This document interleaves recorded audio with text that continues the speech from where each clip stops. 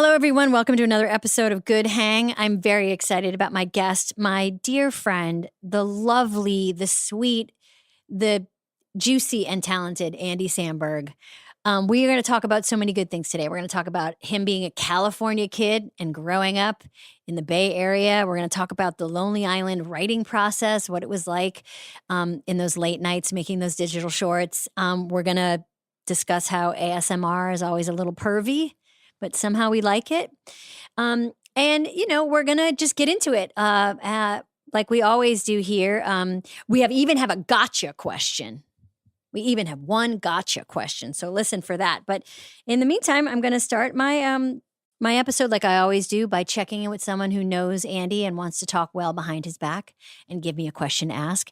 And joining me now is the great Seth Meyers. Seth, where are you? How are you? Can you hear me? This episode of Good Hang is presented by Walmart. School supplies, we all remember getting them. I remember Trapper Keepers and so many colored pens, but now I'm sure there's a million more things to get. And thankfully, Walmart has essential back-to-school supplies starting at 25 cents, plus all the latest tech starting at $9. Who knew? Hello Kitty pencil cases, Nintendo notebooks, food-shaped erasers, Chromebooks, keyboards, and more at low Walmart prices. They even have Lilo and Stitch headphones. Who knew? Shop Walmart.com to score their favorite back-to-school tech and supplies.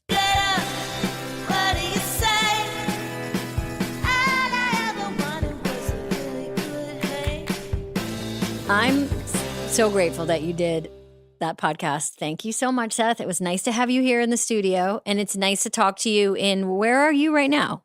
I'm in my little New York City studio.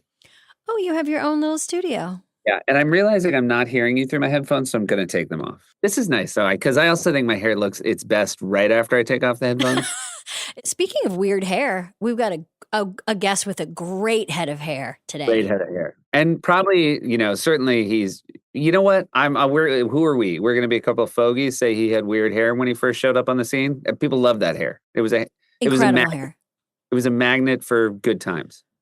Both him and you, I feel like I've seen a million versions of like SNL bedhead, which is like just, because as we talked about, like one thing that comes to mind with Andy that I do want to talk to him about is his relationship to sleep, because he loves sleep. He loves sleep. He wrote an update feature once and he couldn't decide if he was going to call it The Kid Who Just Woke Up or Bedhead Jones. And I feel like we've seen him so, so often just kind of being like so exhausted. And I think he found a perfect soulmate, because I think there are a couple of little nocturnal meerkats or whatever a nocturnal animal is. Because his beautiful wife, Joanna, is a musician. And, as far as I can tell, that means you get up at 7 p.m. Yeah. I mean, there's no good harp inspirations happening before noon. No, you know how hard those harpists party. They harp all night. They party harp, as you like to say. Wow. Very good. Okay. So, Andy Samberg, and you guys have a very special relationship. For people that don't know, what is your relationship like? Well, it's actually, I would like to use it as the jumping off point for what I want you to ask him about, because I have a very fraternal relationship with him. And I don't think I'm alone. I think Andy's friendships are very fraternal with people. And I don't quite know where that comes from. I know he is a younger brother, and I think he's sort of he's sort of America's younger brother. Mm-hmm. I think the minute we all laid eyes on him, he felt like a younger brother to us in a way that was very endearing. And I kind of want to know, like, how his like real life as a younger brother informed who he was. 2 older sisters. Like, what was the feedback he was getting from them? Were they delighted by him? Were they a good audience? Were his parents a good audience? Because, as older siblings, you and I know that the younger siblings get a lot more, easier audience. Yeah. Everything. Free ride in life. Free ride. Everything is easier. But with that said, Andy does nothing the easy way. I've always said, like, he showed up and I thought, oh my God, this guy is so sophomoric. And then I realize now that he has a PhD in sophomore comedy. Like nobody approaches what they do with like more integrity and intelligence than he does. But like I'm very curious about like his younger brother DNA and what he thinks it adds to his approach to things. It's a great question because you're right. I think he's a juxtaposition between feeling very like loose and goofy, but when we've all had the chance to work with him, and he's very serious when he works. Yeah, and I would say he's very opposed to taking like the first idea. Like he really wants to dig through them all before he moves forward with something. And I think maybe I think our improv bones sometimes are very enamored with the first idea. And those guys are like, no, well, let's not take the easy way out. And it certainly shows in their work. And then just a couple things. This is me just like talking behind his back. We were trying to schedule a Lonely Island podcast today, and when we found out he was doing this instead, he said, "Blame Seth." This is what he said on the text chain about doing Good Hang. Blame Seth. She's his friend. So somehow it's my fault that he's doing your podcast because you and I are friends, not because he's friends with you. There is nothing I love more in your podcast than hearing the scheduling and how it never works. It's awful. It's awful. It gives me such agita to, I love a good schedule. I love a good system. And when I hear the way people don't know that they're recording, it makes me, they're like, and everyone's showing up and they're like, it's today. I'm like, what? Yeah. I love it. I want to know everything about it. Also, those three, the amount like a cup of coffee can completely change their personalities. They would not have lasted. Lonely Island would not have lasted long in pioneer times. They're like, Also, just for fun, he hates my dog, Samberg. Yeah, that's a running. I was going to say joke, but it feels real. No, he really hates my dog. So you don't have to do this, but I invite you to say, I asked Seth for a question, but he couldn't talk today because his dog just died, and just see if he has any reaction. But you have to play it. You have to play it real. He has been stressing to me a lot recently. He likes dogs. It's just my dog.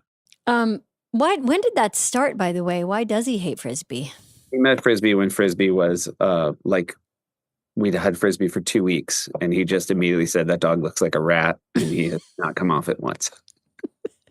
In fact, I think we put Frisbee in his lap, and he like went, "Ugh!"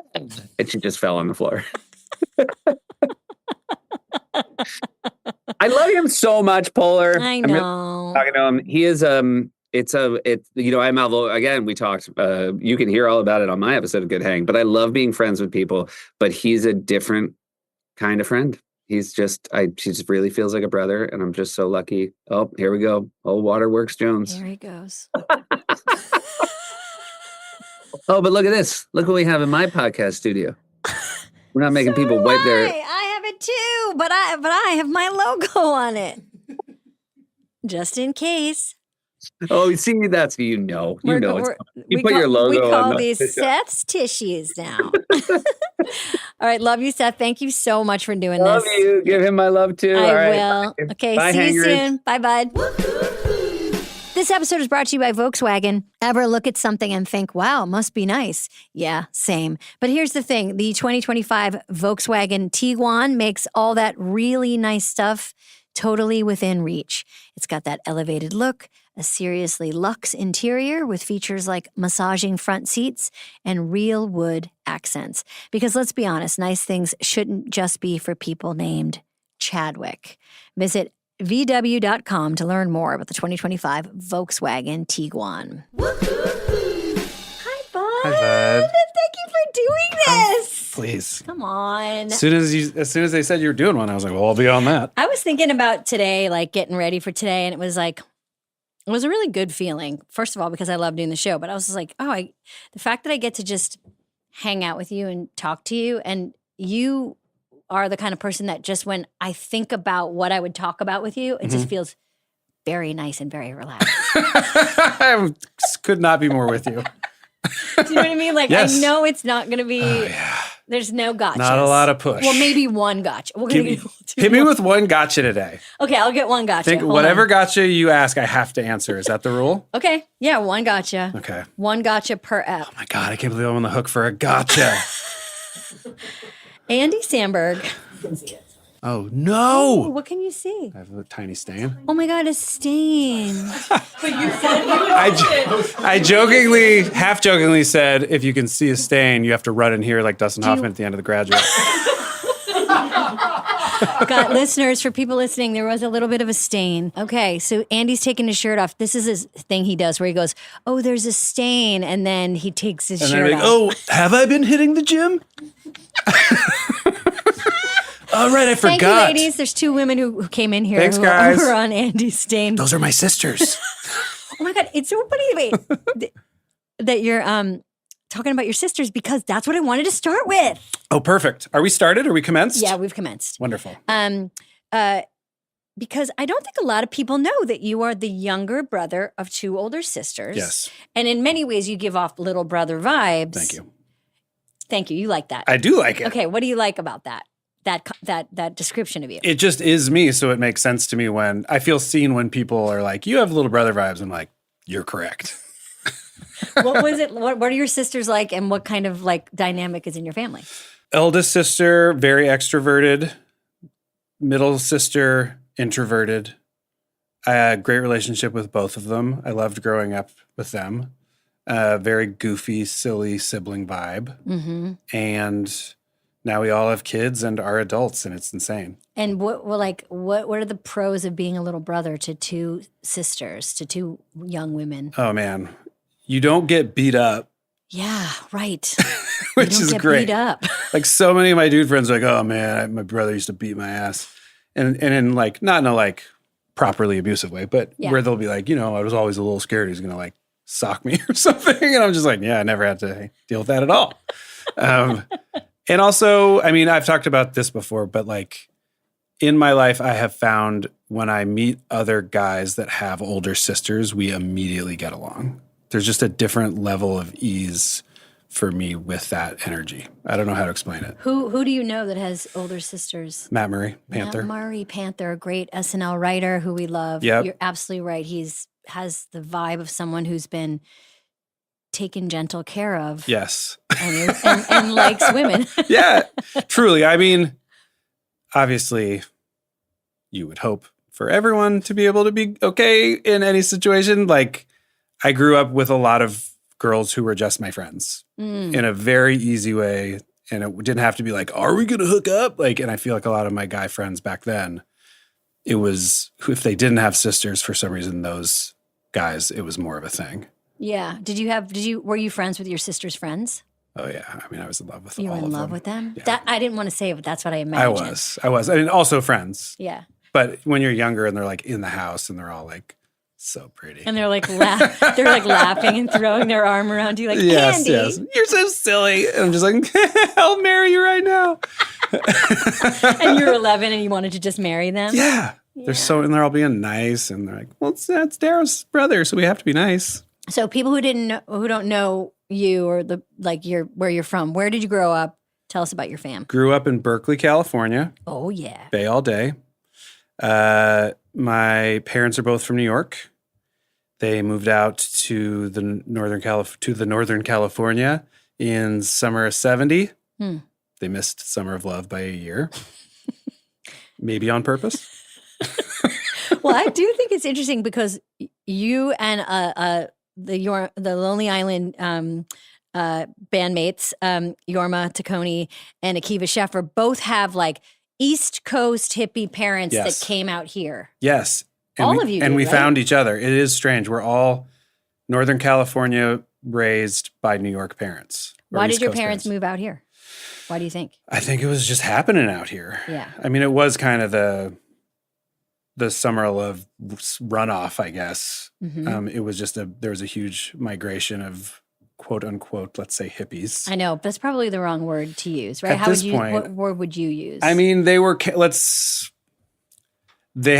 dad had long hair and was like, I'm getting out of here, Like me and Margie were heading west. It definitely was that kind of energy. But it was also like, we got nothing going on. We heard there's people, having some like comfortable places to sleep out on the West Coast. So I think it just brought them out here. And then once you get here, it's hard to go back because it's so laid back and mellow.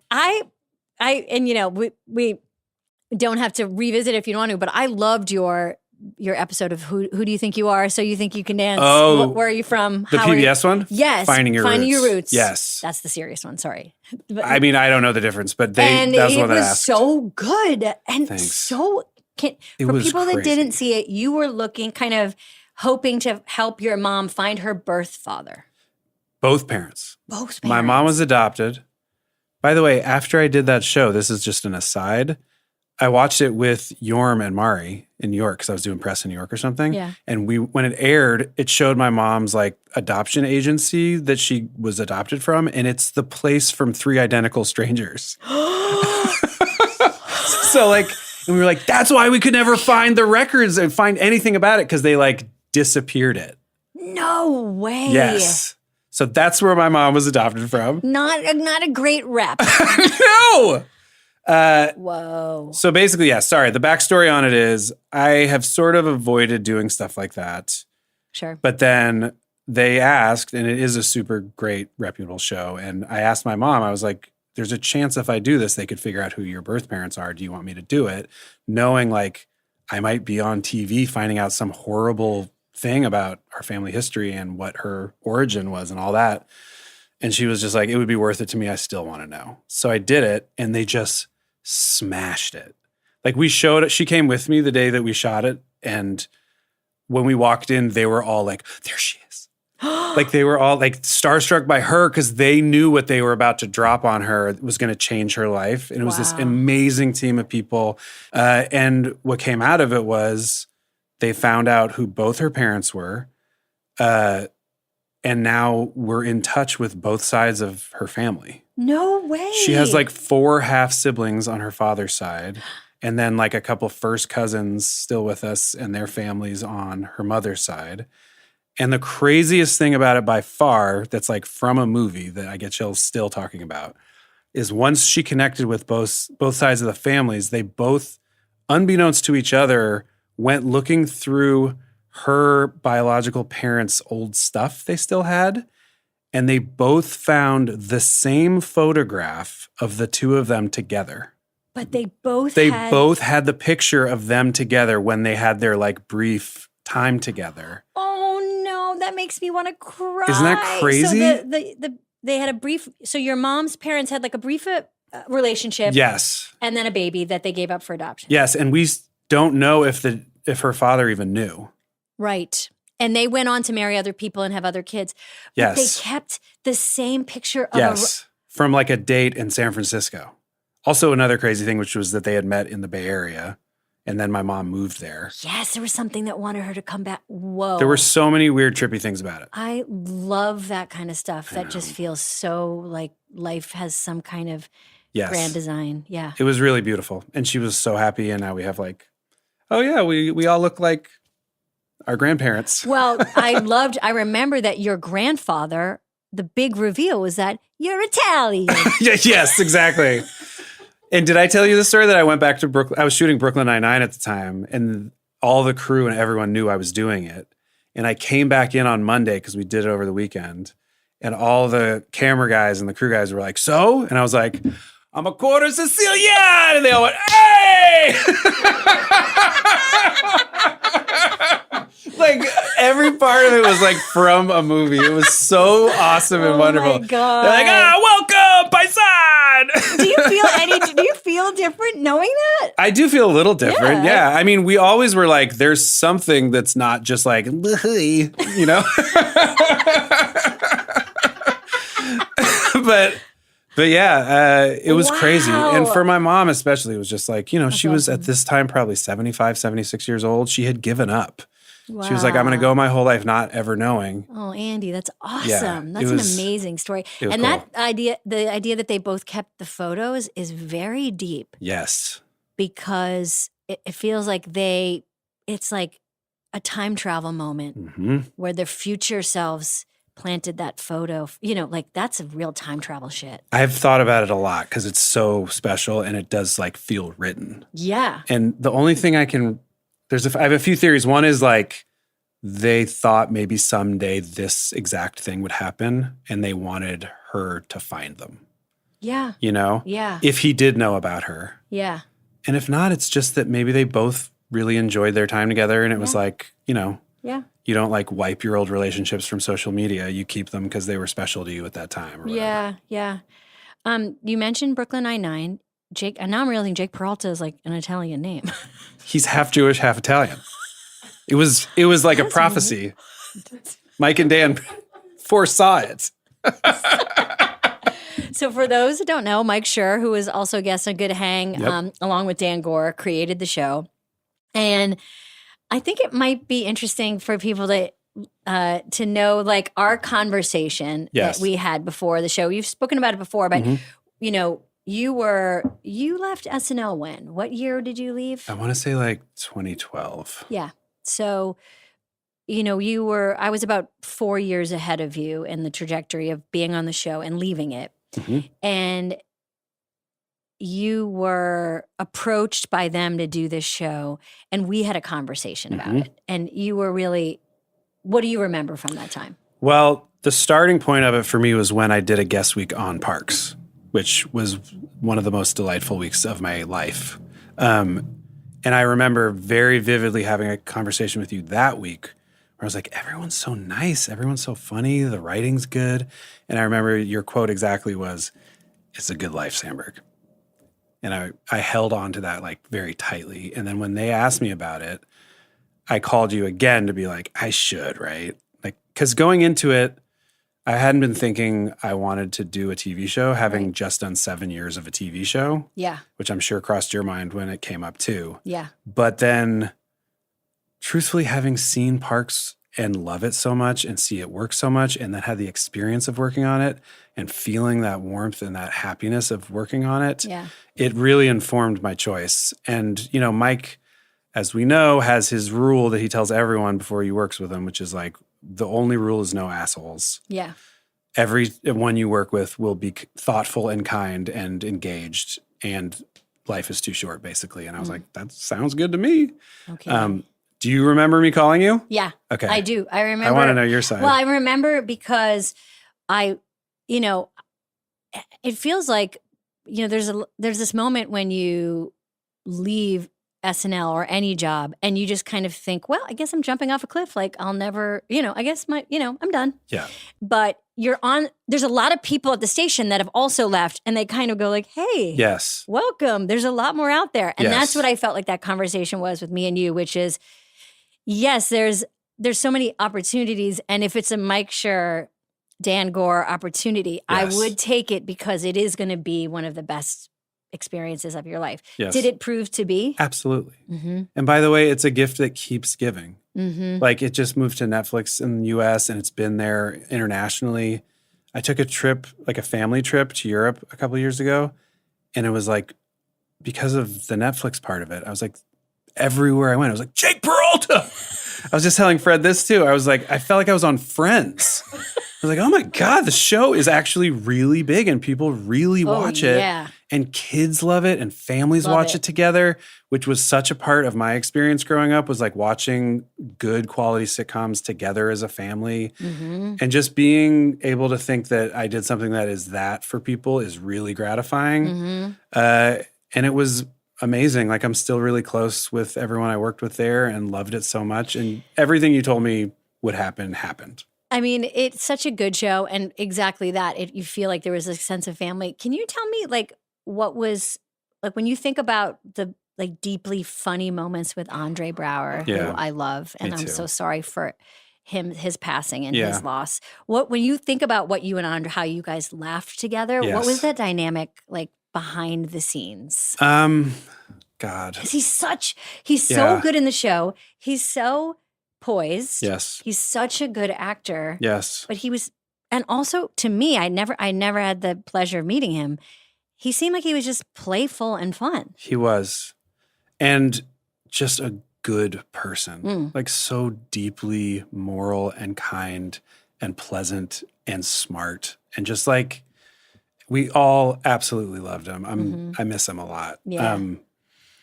Our dynamic worked immediately. Mm-hmm. It was like, it's one of those things where you're just like, okay, this is kismet. I don't know how to explain it. Because Mike and Gore cast him from like a meeting. They just like did a Zoom or something with him. And they were like, yeah, You know what, dude? This is probably pre-Zoom. Yeah, it was probably a Skype. It was a Skype. Bro, it was a disgusting ass Skype. Skype. We used to have to do this thing called Skype. With a Y in it.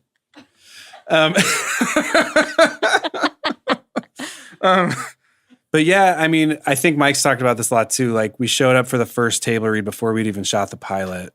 He walked in and we had like a very pleasant hello. And then we started reading it. And as soon as we started reading it, like the first scene, which is, he comes out and I'm goofing with him and being a dummy and he's being stoic. And it just, how it is sometimes with creative stuff where you're like, I don't care how this came to be. It's working and I'm so happy. So grateful. And then from that moment forward, like the only thing me and him had to like even talk about creatively was in the beginning, he didn't trust himself to do comedy. Yeah, interesting. Because he came so strictly from drama and Juilliard and, like 5 or 6 times we would do like a more serious topic on the show and he would flip that switch and everyone would be like, oh my God, like what is Andre doing here? He's so good. Like he should be in like drama. He's like the best. But then he would do his Captain Holt stuff and it was the funniest thing in the show. It's so interesting you bring up like Juilliard and for people that like, it's kind of a shorthand for like a different way of training. Yes. And, I don't know. I think there's something very cool, even if you're not an actor or performer, in general, when you start working more and more, you're like, oh, everybody has a different way of working. We all got here a different road. I know. Yeah. And we come from a very similar, I think, sketch background where we're like burning through ideas. And I know as a performer, you and I like to keep it I like to keep it pretty loose. Until it feels ready. And that really can unnerve other people. Yes. And it took me a long time to realize that wasn't someone else's process. Correct. Yeah. I mean, we would do like a fun run or whatever. We took that from you guys too. We took a lot from Parks. Let's be real. Well, we took it from The Office. So, but what a fun run was kind of like once you have it scripted, then it's like, okay, have fun with it. Try different things. Yeah. And we would do that occasionally. We would do it more when we had a guest who was really known for improv. Like we'd let Mantzoukas cook, for example. The difference between you and you're a much more seasoned performer, in my opinion. I always felt that way. I feel like I have gotten so much better and have such a better understanding of acting having done Brooklyn. But for me, that was like acting school. I even remember another conversation I had with you when Brooklyn started texting you and being like, is it hard for you to memorize all this? And you went, now it is. And I was like, God, she was so cocky about it. And then like 2 or 3 years in, if someone had asked me, I'd be like, yeah, I can do it in my sleep. You got it. I know it was a muscle. Yes. And then when you stop, it atrophies. It does. Because that's why I'm doing this podcast. I literally can't memorize anything anymore. I mean, it's so hard to memorize now. Yeah. And I know that sounds so stupid, but I always say to people, think about, this isn't like acting is hard, but it is. But think about when you give a speech and you're in front of people and you have to memorize that speech. Now imagine 40 to 50 people standing, watching you do it, like drinking coffee, being like, oh, get this speech right. And please get this speech right. Like you're not at a wedding and it's not fun. It's like a job and everyone's like, please get it right. Like I'm tired and it's almost lunch. Also like long day or a long week. And you're talking about at least 10 to 12 people that are like actively holding something heavy. That's right. They're holding something heavy. And like you see people's like legs start shaking and you're like, I got to get this line. That would be like if you gave a wedding toast that you had to memorize and all of your family were holding giant rocks. You didn't get it right. Oh man, Uncle Gary just had a knee surgery. I got to get this thing done. And when you don't get it right, they all put the rocks down and they're like, I guess we'll try it again. Fucking guy can't get it right. No, but but we would burn through, just like you, like a lot of pages a day, and you had to kind of just like figure it out. But I would say, having worked with you at SNL, and also we had a really fun time when you and Maya were working on our fun dumb show, baking it. I loved it. Baking it. Like, but I will say, Andy, I think people don't know this about you, is you're pretty meticulous when you work. Yeah. It's different than I think people would assume. Yeah. How would you describe it? I mean, well, that was actually where I was starting to very slowly walk towards about Brooklyn, which was, for me, I would prefer having like, and it was good for Andre too, like 3 to 5 alts that are very specific. Yeah. And not that we're just like, what are we going to come up with? But where I'm like, I would work with the writer on set. We had the raddest staff. They were so funny. And it would be like, anytime you get to a scene where we all feel like, you know, that thing where you just feel, you're like, this joke's just halfway there. Yeah. And you'd be like, quickly scramble. And then we would write out a bunch of alts, say it to each other, know that it's it. And so like make it official one at a time, as opposed to like, it's the sauce, you know, we're all in like the soup.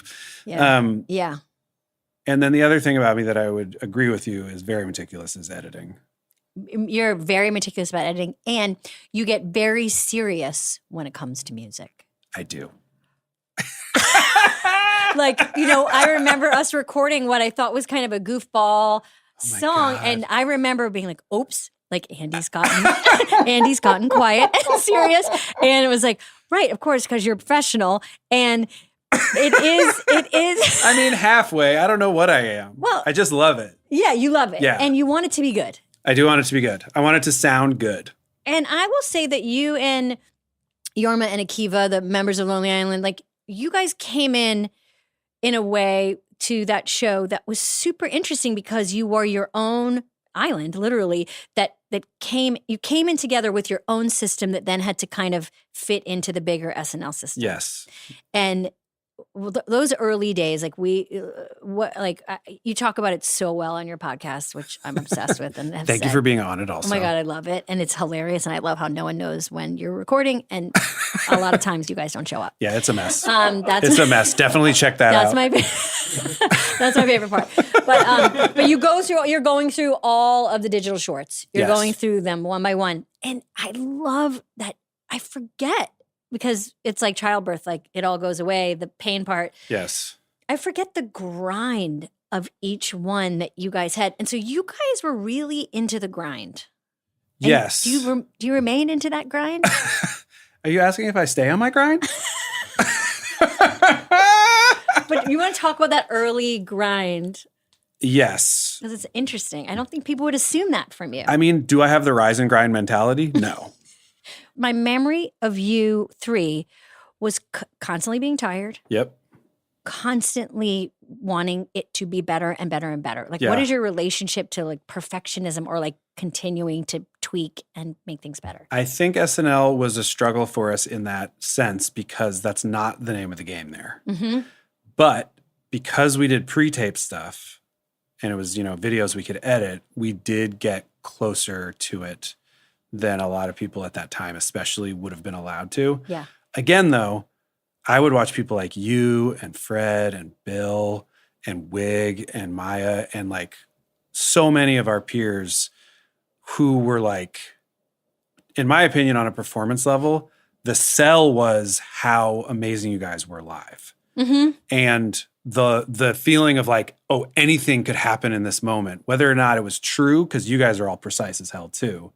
But like the electricity of that was the thing that I felt like I didn't always have live, but that we could make work in a pre-tape with the correct editing and the right concepts. You know what I mean? I do. I mean, I would argue it's both and, because I think that you do have a looseness as a performer that relaxes people. Sure. You just have to have it. And I think that's what's interesting about you as a performer, is like, I do think there's a precision that's important to you, but you don't see it when you're performing. Sure. So that is hard to balance. And it's just like, because you're right. There was, I remember learning from Will Ferrell, like watching and being like, oh, in this show, if you're having fun and you're relaxed, people relax and have fun. Yes. It is just, and I mean, there's nothing harder than someone saying like, just relax. Yes.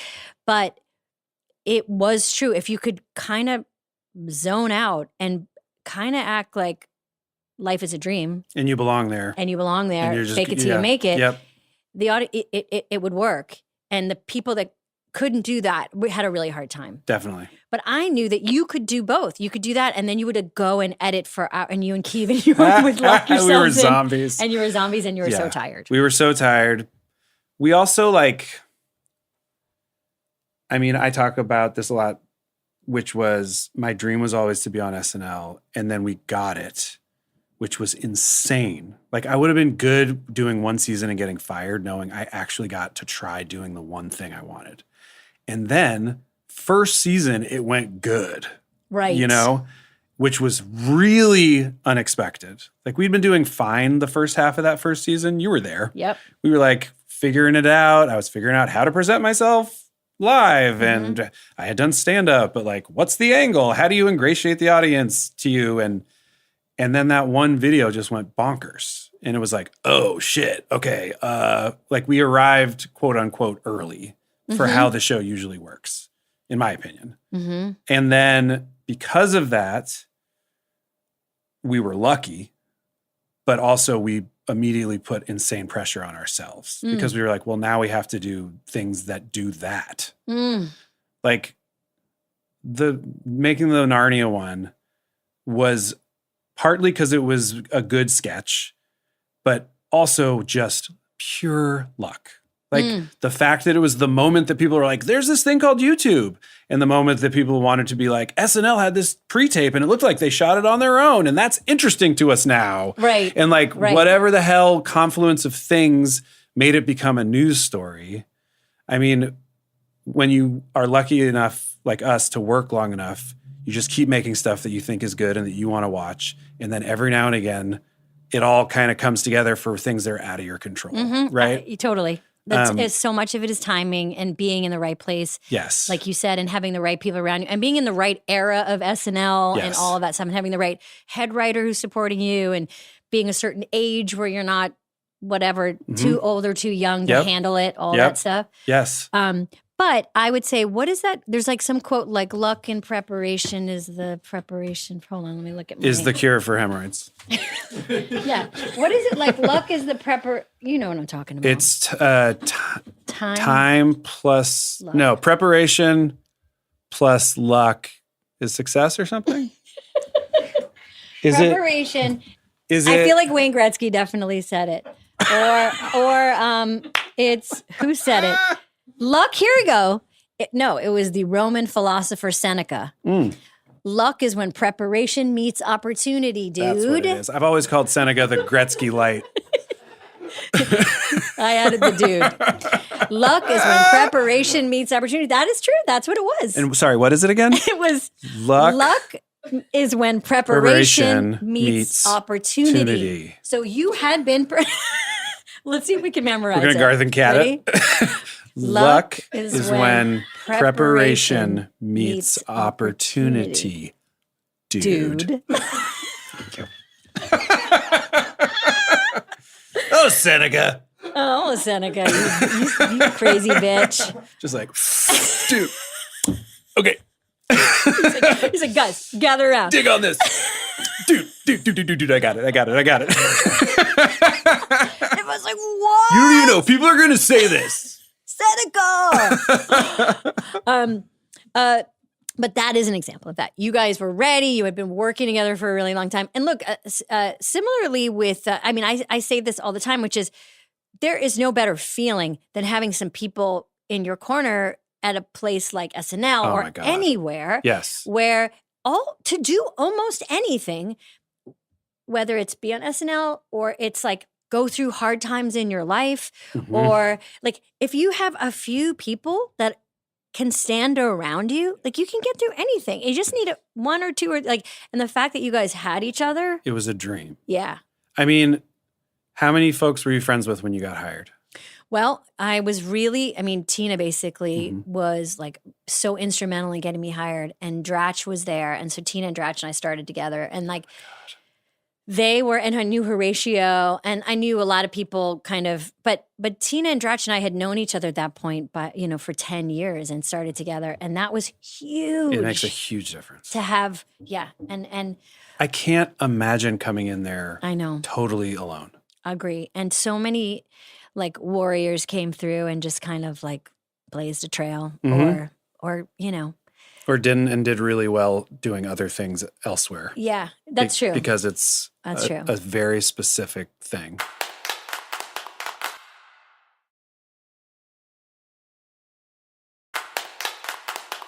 I do want to talk about Lazy Sunday for a second. I know you guys have talked about it a ton on your podcast, but I'll just tell you that, that was part of a bigger Christmas show that a lot of people, and listen to Andy's podcast because they break it down beautifully, that episode. It's probably my favorite episode I've ever been on because Jack Black was the host. Yeah. And it was 2004, and that was 2005, my bad. And it was, for me, far enough away from 9/11, which is when I started, which was like, we'll never laugh again, and not too close to me, being pregnant and leaving. Yep. It was just like, for me, in the sweet spot of finally feeling like I knew what I was doing. Yes. And I can remember that moment. I remember being on the floor watching that thing, and exactly what you said. It was as if the audience you could feel them going, this is a new fun thing. We like these. Yeah. Like, we want more of them. It was wild to feel that. It was life-changing for me. I mean, it was, again, I can't stress how much we were not expecting that to be the reaction. Yeah. We were just trying to get things on the show. Yeah. We were so green, so new. I mean, we had not had an insane amount of experience before we got the show either. Like, you had a full show that I watched and loved, P.S. I had seen you doing like UCB shows and knew who you were. There's a lot of people, I think, who get SNL, especially then, that had like really, I mean, think about like when Wig got hired.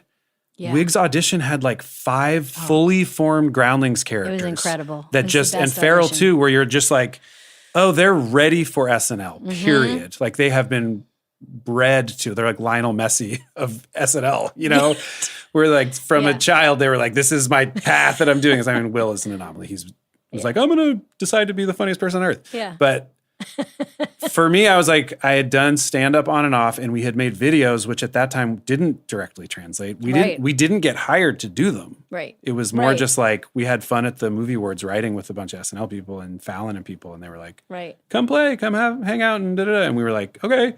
And then that one, we had done the one with Forte with the lettuce, and then that was Lazy Sunday was the second one. And then it was like getting shot out of a cannon. But and do you remember where you were when you got the call that you got the show? And did Akiva and Yorma get the call at the same time, or did someone get it first? I got it first. They flew me out, but it didn't tell me. But I flew with Bill, and he knew because Marcy Klein had told him he got it, and he knew I got it. And he couldn't tell you? He couldn't tell me, and he didn't tell me. Oh, bless his heart. Bless his heart, because I understand. I would be afraid that I'd get fired if I told you or something. Yeah, but we sat together on the plane. He probably was like, this is great, right? And you were like, I guess. He loves recounting it because we sat together on the plane and like had drinks. And I was like, I wonder what's going to happen. And he's like, I know what's going to happen. You fucking got it, dude. So he did tell you. No, he didn't. Okay. But he could have. I'm saying he likes to talk about how he could have. Okay. But anyway, so then, we got there and I had a meeting with Lauren because you have a meeting with Lauren. And Lauren didn't tell me. No, he never hires or fires anybody. No. So I walked out of his office and I think it was like Jen or maybe Shookus or people like that were there. And they were like, so? And I was like, I don't know. They're like, you got the show. Like, they were the ones who told me. And then we went to a dinner. Lauren, that's what Lauren told me. We're going to have a dinner after this, so you should come. And I was like, okay, so I guess I'm still in the mix. And then they were like, no, you got the show. And so on the drive from 30 Rock to that dinner, I called my parents and we were all like crying and stuff. They amazing. were? Oh my God. Andy. I mean, since I was 8, that was what I wanted to do. Andy. Yeah. That's so cool. Yeah. And then what was the stress? Codependently, I would be immediately stressed about Akiva and Yorma. Yes. They told them early the next week. It was like a weekend. So we didn't have to wait too long. Mhm. But they had made a deal that if one of them got hired and not the other, that they wouldn't take it. Really? Yeah, that not 2 out of 3 of us would leave. Oh. But that if one of us got it, go with God. Oh, wow. Oh, that's so sweet. Yeah. Okay. We spent a lot of time together, sleepless writing nights. Yes, You have an interesting relationship with sleep. I do. And I love talking to people about sleep. Okay. Oh, yes. Tell me your relationship to sleep. I love sleep. Until I had children, Mm-hmm. I would go to bed very, very late. I'm like textbook night owl. Mm-hmm. And when I worked at SNL, it was my dream job schedule as well, because I would go to bed at like 4 a.m. and sleep until like 2, 3 in the afternoon. Mm-hmm. And then I started dating a musician who had the exact same schedule, and it was like perfect. Yeah. And so I've only ever had one job that like catered exactly to my preferred sleep schedule. Mm-hmm. And even now, like I love making movies and I love making the show and stuff like that, but you have to get up crazy early like a normal person who has a normal job. Right. Because most jobs start early and most people that are adults get up early. Right. So it's been a hard adjustment. Yeah. And now the kids, I mean, you know. Well, you mentioned your wife, the great Joanna Newsom, incredible musician. Yay! I kind of remember, I felt like I was around during the courtship. I remember specifically one night walking you home. We were all out at a bar and talking about how I had just started dating her, and you were awesome about it. And you were head over heels right away. I was gone, yeah. And you remain. Like, you guys are really, you've been together now for 17 or 18 years. That's a long time, Andy, relationship. Like, I mean, you've called her your best friend, basically. Yeah. Say more about that. like, I'm just lucky. What's it like to be with your best friend? It's fun. Yeah. It's really fun. It's like, obviously having kids changes things. Yeah. Because your responsibilities shift, your sleep schedule, but obviously a million other things. But it still feels like anytime there's a pocket of time where it's just us, it still feels like we're getting away with something, like we're having a sleepover and it's fun and there's no one I would rather be hanging out with and chatting with. And it's amazing. I feel really lucky to get to share my life with her. Yeah. But yeah, I remember that walk with you and talking about it and you going, I don't know, Samberg, I got a good feeling about this one. I always remember things you say, Amy. I mean, you guys were deeply, very quickly, twinkly. Yes. And you both have this thing that I think is really, I respect in both of you, is like, you're artists, you take your art seriously, and you liked that about each other. Definitely. You really respected each other, really. Yeah. There's a difference between being like a fan of someone's work and like really respecting what they do. It's very different. I think a lot of people understood that from my perspective. I think some people at first were like, she likes that stuff that he does.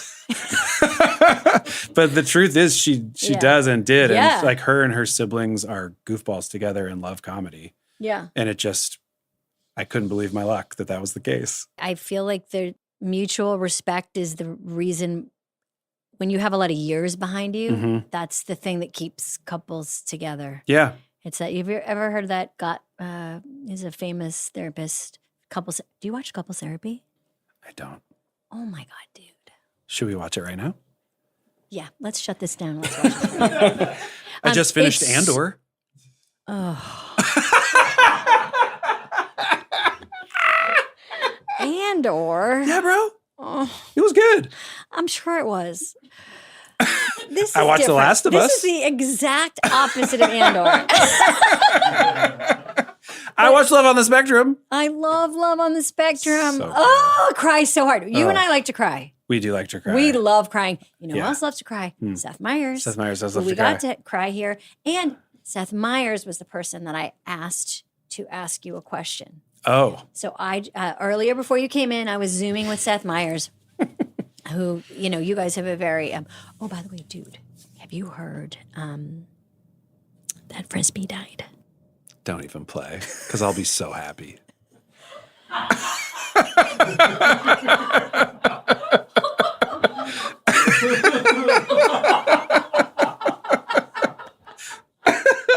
I will never back off that. That dog sucks. sucks, dude. And I know this is like, I know this is a good vibes cast, so I don't even want to bring that energy. You're right. I shouldn't have mentioned that But dumb like, dog. that dog is like a rat carcass. Seth wanted me to pretend that he died. I am trying to figure out what something special I can do when Frisbee does finally pass on. You should do like a memorial video that's about how much that dog sucked. That'd be pretty funny. But Seth, you know, like your relationship is really fraternal and really supportive. You hear it on your podcast. You've seen it in real time. Like, and his question was the one I asked you. Basically, he wanted to know about the little brother of it all, like what it was like being, you know, having sisters and being the little brother. But in many ways, I would say the dynamic between the two of you is like older brother, younger brother. You I would and agree. Seth, Yes. right? But also because Seth likes to be in charge and in control. Right. And I do not. You don't? I like to be in control of what I make, but not of the situation. Yeah, that's right. Yeah. That's right. I mean, I can if I need to be. Yeah. But the fun of it for me is not that. Right. The fun of it always for me. I mean, I was like the diffuser in my family, you know, and youngest and get attention through being silly and making jokes and making people laugh and finding my spot that way. And, you know, it changes as it becomes your job. Yeah. But I feel like also like Seth's persona is, I know what's going on and I'm going to put everyone at ease. And mine is like, you don't know what's going to happen maybe. Totally. Like, you don't know what's going to happen. Yeah, like it might be like not what you're expecting a little bit. That's my hope anyway. Yeah. Have you ever taken like your Enneagram test? Do you know your number? No. Have you taken the Enneagram? Wait, this is different from the thing that me and you texted about? What were we, or maybe I've texted you to make you take it. I'm obsessed with it. It's think like numbers 1 to 9. Yeah, we did text about it. What was your number? Am I allowed to did look you at my get? phone and look at our old texts? What did we get?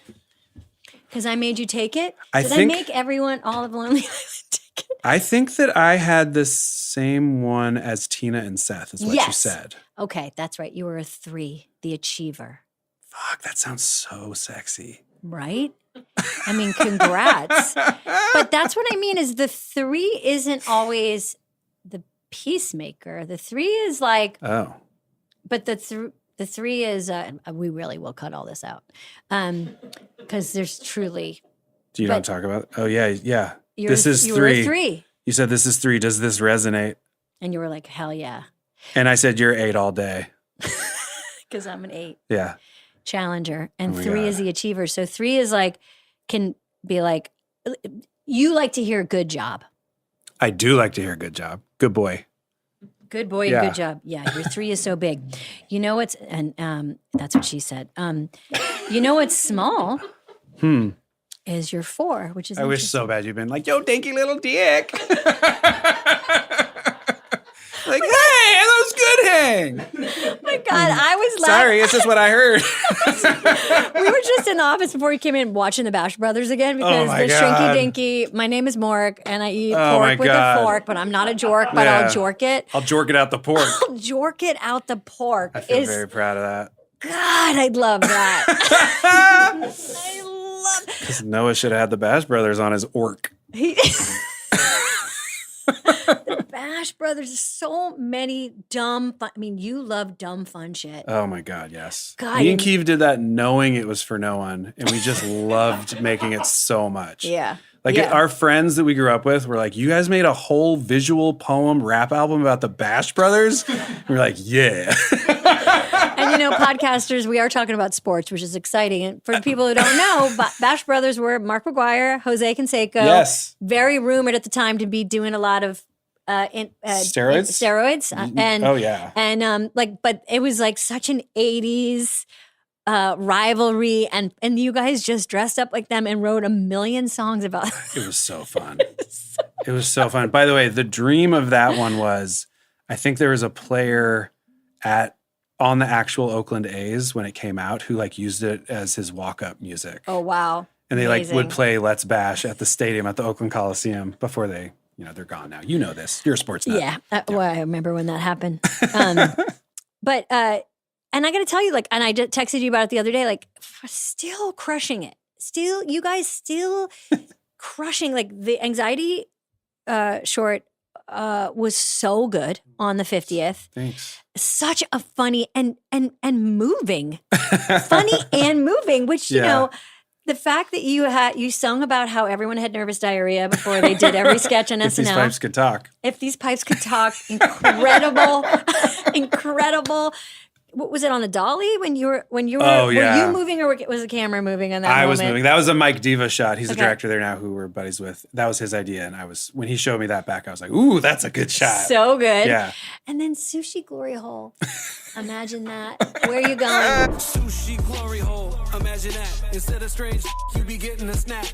High-end fish, no doubt. Hey, where you going? Hear us out. So fucking good.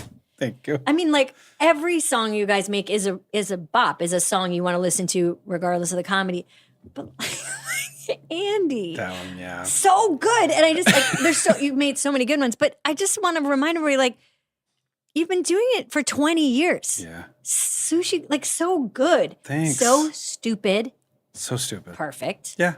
A little bit dirty.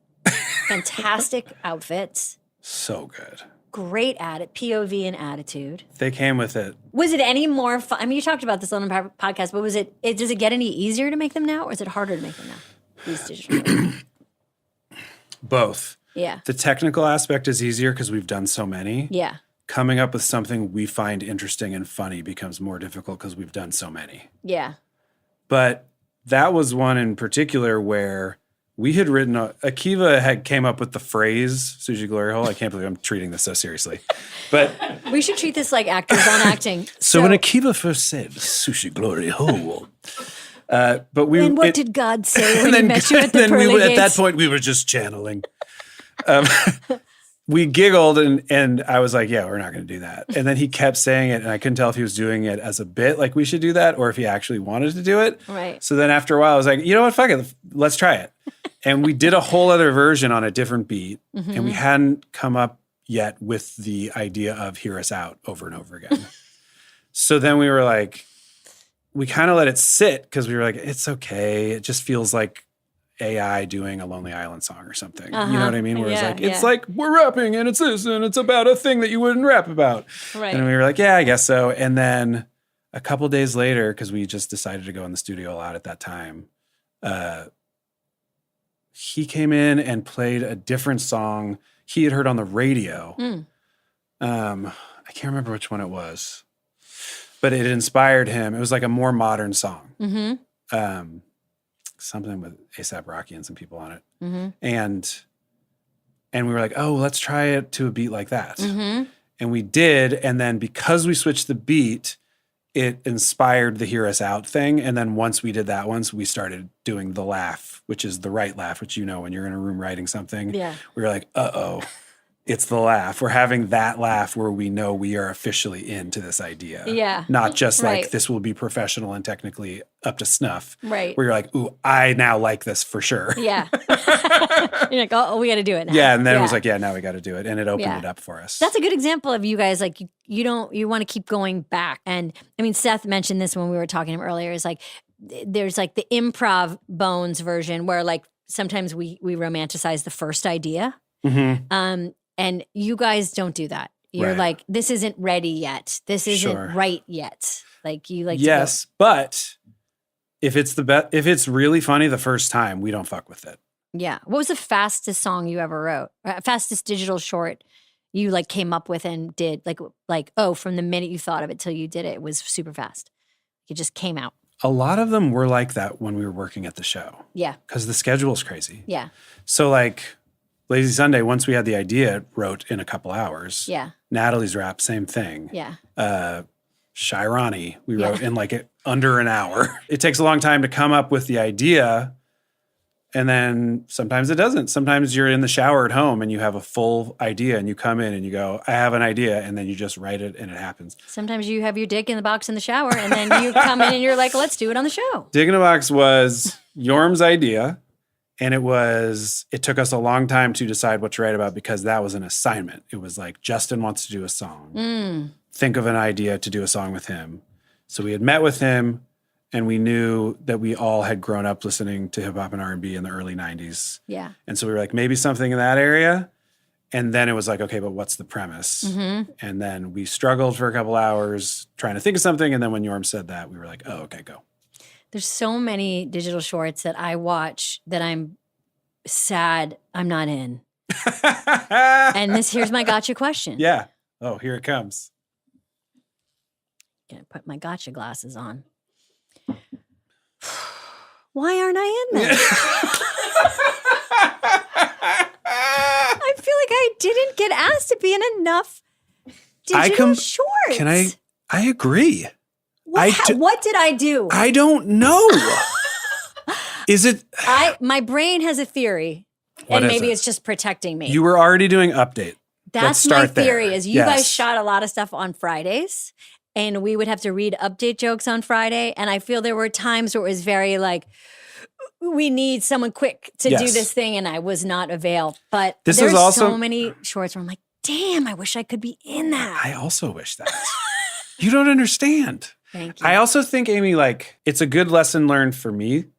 And for anyone in any field. I think we often were like, we don't want to bother her. I can't believe it. But it's true. I mean, you were in like 10 sketches every week and update. I'm such a fan of those shorts so much. And I definitely watch them sometimes and I'm like, man, I wish I was in them. So I guess what I was hoping is like maybe we could do some kind of like Zemeckis style. Oh, put you back in them. Put me back. Oh, we're going to gump it. Full gump. We'll just do some de-aging. Oh my God. and we'll go back. Wait, so can I gotcha question back? Yeah, gotcha question back. These are not gotcha questions. I know, and mine's not a gotcha question. Gotcha back. Can you think, which ones are the most that I can name 5 I wish I was in so bad. Oh my God. Dick in the Box, for sure. Right, of course. Of course. Dear Sister. I was like, I fucking love that one. But dude, that shoot sucked. And it did suck. It was all night. We were at the Flat Hotel till like 6 a.m. I know. I remember. That's another reason where we're like, we're not going to ask Amy to come do that. She's like, I wish I knew. Also, for every one of those, there was like 5 that we did at Flat Hotel till 4 a.m. that were so bad.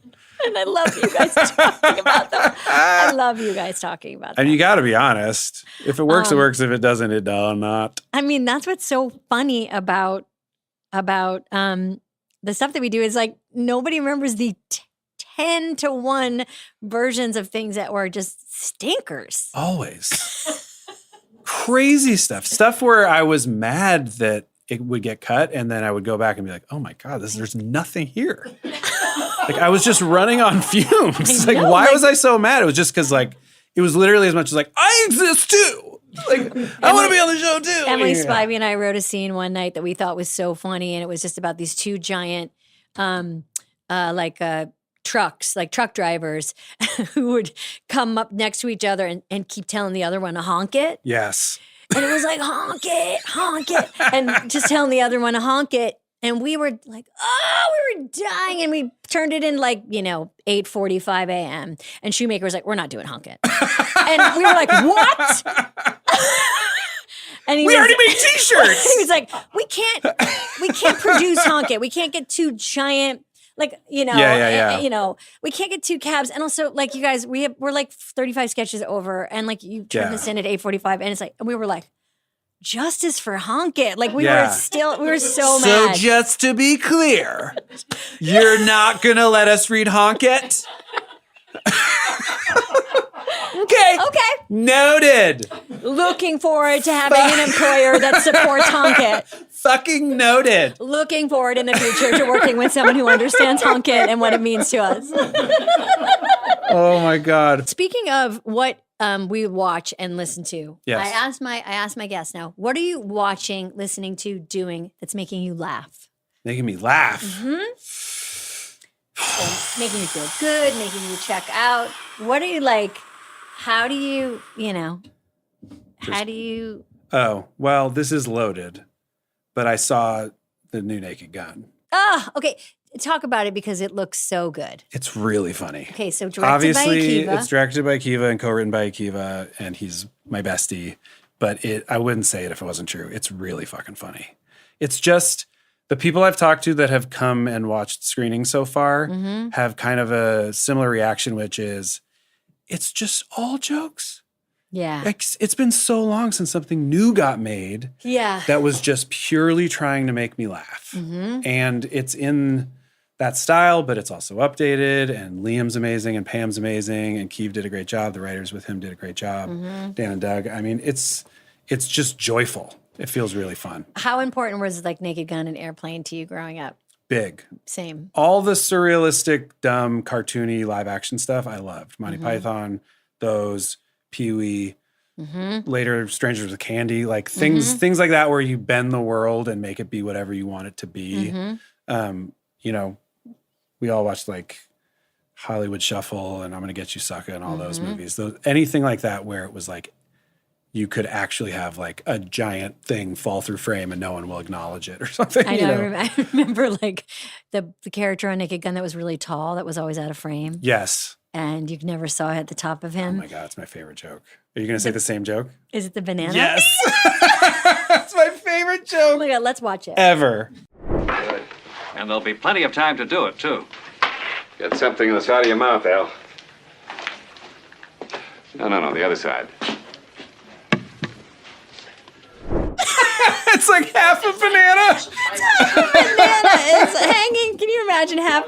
And no one reacts. Thank you, Al. And then talking about new projects, Digman is coming back. Yes. That is, you created that, right? With Neil. With Neil Campbell. Tell, like, During about it. during the pandemic, it was like, we were all bound to the home. And I was like, I've had this idea for a really long time. And I'd been talking to him about it. He's was a writer on Brooklyn Nine-Nine and a bunch of other stuff. And we had been kind of wanting to make it forever. It's basically like shitty Indiana Jones, the animated show. right. And the show is so fun. It's so, and what a cast. Mitra. Yeah, Tim. Mitra's the best. So Meadows, Timmy Robinson. Yes, It's a Tim really Robinson. good group. And it's just like, if you like jokes and goof ass comedy, it really scratches the itch. You do a lot of animated stuff. You like it? I love it. I love it. Growing up, I loved it. Yeah. Like the first time I got asked to do like a voice in an animated movie, I was just like, yes. Where do I go? Do your kids ever watch your stuff and do they hear your voice? My daughter watched a couple of the Hotel Transylvanias Yeah. and liked them. Yeah. Um, Did she recognize your voice in them? Kinda. Yeah. It's cool. My kids are not to a place yet where they like that I'm in the thing. No, my children don't like to Do they watch. ever get to that point? Not really. What I about mean, it? can you imagine? Think of your mom and then think of watching But your mom everyone do likes Inside Out. Inside Out. But By the way, congrats on all your success. congrats on all your success. Congrats on all your success. Congrats on all your Congrats on success. Inside Out. Inside Out 2. Congrats on your success. I heard it crested a Billy. Oh, really? You got points?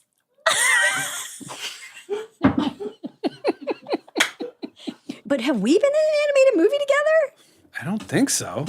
We might have been. For how much We do a lot of animated movies, you and I. I'm and just saying, Amy, generally speaking, for how much I'm speaking on your behalf, how much we love each other and our friends, I don't think we have actually done that much together. You know, you're so right. That's fucked up. Do you I mean, maybe- I put in my contract that, Yeah, understood. Wait, Cloudy with a Chance of Meatballs. I got fired from that. What? Oh, yeah. I was the original gal in Cloudy with a Chance of Meatballs. What the whole fuck? And I was fired because I did not do a good job. And they had the audacity to replace me. I hardly believe that. No, we have not been in an animated movie together. That's so funny. Even right, we have not done enough stuff together. I'm even trying to think of like at the show. To me, if you asked me to pick like the things that stood out the most to me of me and you being together on stage at SNL, the two that immediately come to my mind are the Palin rap Yes. and I'm No Angel. Wow. Two peak pregnancy performances. But both all-timers. I mean, I remember asking for your help when we were writing that Palin rap, and you gave me some nuggets, including the having her hubby come out there. Oh, was that my idea? I think you gave me that idea of him coming out. That makes me feel better. I was saying, we were talking about it on ours, and I was saying I felt bad because I gave you some line that was like kind of like tricky rhyme scheme, but wasn't a laugh. And then I was like, why did I do that? Well, I mean, something like so much something between us like need a go between. It was that line. I feel like because Sudeikis came out as Todd. Yeah. Andy, I love you so much. I love you, buddy. Thank you so much for doing this. It was an absolute pleasure. It was such a pleasure. Like I said at the very beginning of this, the fact that I was getting to talk to you today was just like so calming. I wasn't the least bit stressed.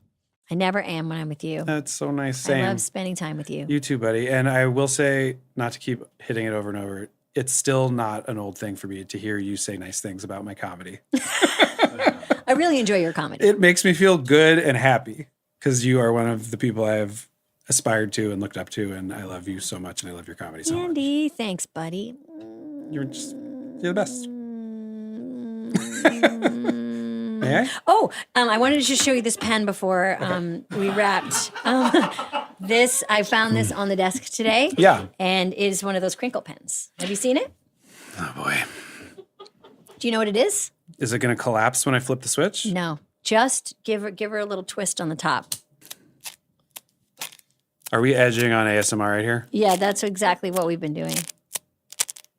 Does that sound nice? Is this nice? Is that what ASMR people ask? Yeah, I think. Isn't it so funny that it's so pervy? ASMR is so pervy. Yeah. How dirty do we get on this podcast? Very, very, very pervy. No matter what you do, don't masturbate to this sound. You better not. Don't dare masturbate. You dirty. Even though it probably feels so good. I hope you're wearing Bose noise-canceling headphones. But be careful, because someone could walk in and you won't hear them.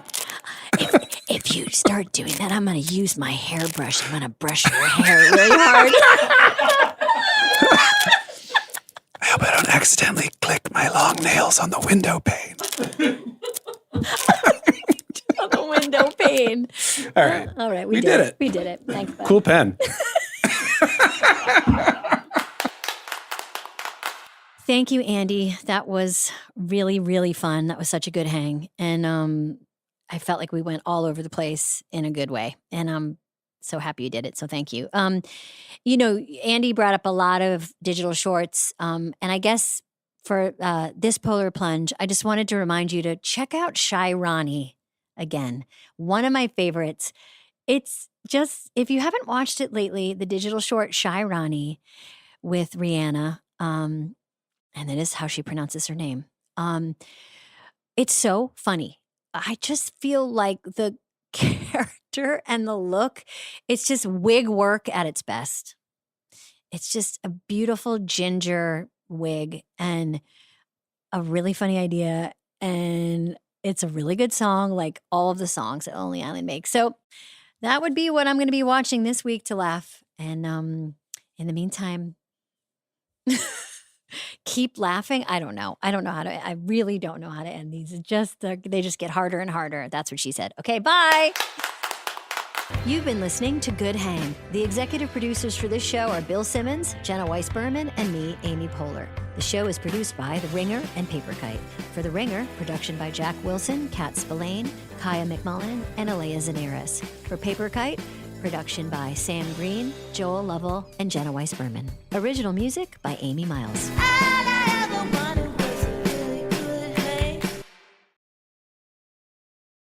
에 비해 반대로 진실을 더 빨리 받아들입니다. 램푹 로앙은 경찰에 의해 수갑이 채워진 채로 끌려가기 전에 나를 바라보며 마지막 문장을 말했습니다. 켄 서즈데이를 향해 당신은 내가 만난 여자 중 가장 잔인한 여자입니다. ONNHI의 상상에 비하면 얼마나 잔인한가. 나의 잔인함은 아무 가치도 없습니다. 당시 무대는 정말 혼란스러웠다. 나뿐만 아니라 ONNHI에게 괴롭힘을 당했다고 생각되는 모든 소녀들이 데뷔 당일 밤 온라인에서 이야기를 나눴습니다. 온 세상이 지켜보는 가운데 그녀는 도저히 천국에서 돌아갈 길이 없어 지옥에 떨어졌습니다. 그 느낌은 정말 잊혀지지 않을 것 같아요. 경찰에 끌려가기 전 투옹 ONNHI는 여전히 오만하게 아빠, 나라고 소리쳤습니다. 나를 변호해줄 최고의 변호사를 초대하겠습니다. 난 적에게 약속하세요. 저는 몇 년만 있으면 나갈 거예요. 나는 입술을 살짝 비틀었다. 나는 장제스 가문이 이미 흔들리고 무너질지 몰랐다. 이렇게 중요한 행사에서 바로 그 영상을 방송할 수 있었습니다. 물론 누군가의 등이 있었기 때문이었다. 하지만 나를 도와주는 사람들은 램과 로앙 세계가 끌어낸 자원입니다. 소개. 생각이 무너지면 모두가 협력하여 투옹 가족, 램 가족, 지연 가족 및 탄젠트 가족 전체를 가능한 한 빨리 무너지게 만들 것입니다. 그가 내 옆을 지나가자 갑자기 멈춰섰다.